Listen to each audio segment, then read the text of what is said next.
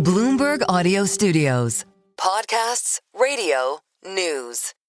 You're listening to Bloomberg Businessweek with Carol Massar and Tim Stenovec on Bloomberg Radio. Garbage in, garbage out. What could you be talking about, Mr. Stenovec? Well, it's like, computer science term from back in the day, but we talk about it a lot with AI. Yeah. Like if data that goes into something is flawed, the data that comes out is flawed. It's only as good as the data that goes in. Yeah, we do talk about this in the context of artificial intelligence, hallucinations. It's like when an LLM gives you an answer that you know is totally off base, or gives you a picture or image that's way off the mark as well. Sorry. I was just thinking my friend actually asked for an invitation he wanted to create an invitation for a Halloween party. And he was like, he wanted the image generator to really mess it up. I'm like, oh, totally. He's like, no, make it more messed up. Mess it up even more. It did it? Oh, yeah, it did. Yeah. Sometimes it does what it tells you to do. Now it worked. Now I'm curious. TBD. I'll find it. One. Yeah. I bet Shiz Aoki thinks about this stuff a lot. Not the Halloween part of this, but, the hallucination stuff. She's the founder and CEO of BioRender. It's a company that creates software to generate scientific images and illustrations. It's important that those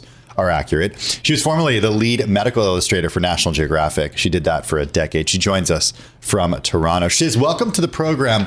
I'm by a very interesting company. We don't talk about this part of AI a lot. You've got this recent partnership with Anthropic, the maker of the Claude LLM. You have this incredible background, Johns Hopkins School of Medicine, a dual BFA in fine art and pre-med from Queen's University. Why is scientific imaging important in the context of AI? Yeah, first, thank you for having me, Carol and Tim. And, for science in particular, accuracy is really paramount. And so we're really excited to partner with companies like Anthropic, because this is just actually one big step in making AI safer and more reliable for science. You said that, your friend made some Halloween invites or garbage in, garbage out. And that truly is the case right now. It really doesn't do scientists work justice, how bad the state of bioimages are today.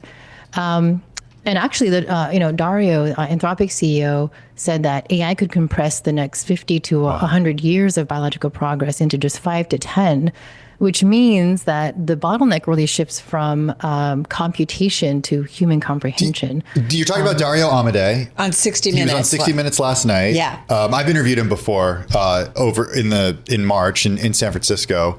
Do you believe him? Do you agree with him? I do. And I agree with him in that we know that AI is great at helping with discoveries in written form. And I think he'll agree that we're still not quite there with making visuals, particularly in science, where it matters so much to be accurate. We've seen horrific diagrams of, legs with extra bones, or maybe less obvious mistakes, but, more dangerous ones are like protein folding the wrong way. Right. It can actually mean the difference between a functioning cell and Alzheimer's disease, or even like one arrow moving in the wrong direction in a metabolic pathway could mean that, we're feeding the tumor instead of starving it. And for BioRender, it turns out that this is exactly what AI needed. We've been spending the last 8-9 years building the world's largest library of expert vetted biovisuals. And we're very proud to be sort of the trusted source now, the foundational layer for going forward, all the frontier models where accuracy is really non-negotiable in science. Well, tell us a little bit about your company in particular, what you're doing, and this idea of, again, these are some of these things I feel like we just take for granted, images within science, right, or medicine. But tell us about the need to have these images, and are they constantly being updated? Like, give us an idea of what you guys are doing and what we need to understand about medical imaging, not MRIs, but just understanding everything and anything that's in the body. Yeah, and that's a great point. MRIs can take us to a certain point, but at the end of the day, the body is very complex. Surgical fields are very bloody. Photos don't don't cut it. And so we have to rely on a little bit more of, artistically licensed rendered graphics. And BioRender is a software that helps scientists create beautiful biological diagrams really quickly. You can think of us as sort of the Canva or Figma for biology, for those folks that aren't familiar with the scientific graphics world. So you can imagine a scientist coming in, they drag and drop like an anatomically correct brain, for example, onto the canvas. You can zoom in and then look at the details of a brain cell interacting with a tumor cell, and then you can zoom in even closer and show the biochemical reactions happening within the brain cell.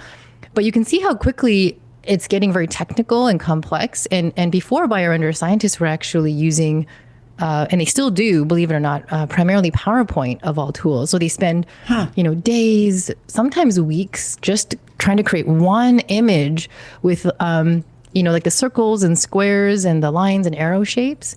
And so we thought, there's got to be a better way. And so my co-founders and I, Ryan, Katya, and I launched BioRender about 8 years ago, hoping to solve this communication gap for scientists. Who are your customers? And how do you guys make money? Sorry. We do make money.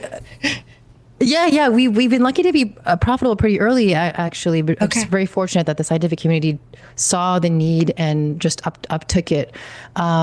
And our customers are primarily researchers, including leaders, actually. They're in there making PowerPoint diagrams, hopefully not much longer if they use BioRender, in pharmaceutical companies, biotechs, academic institutions, and even the publishing world. Yeah, I'm curious about copyright with this.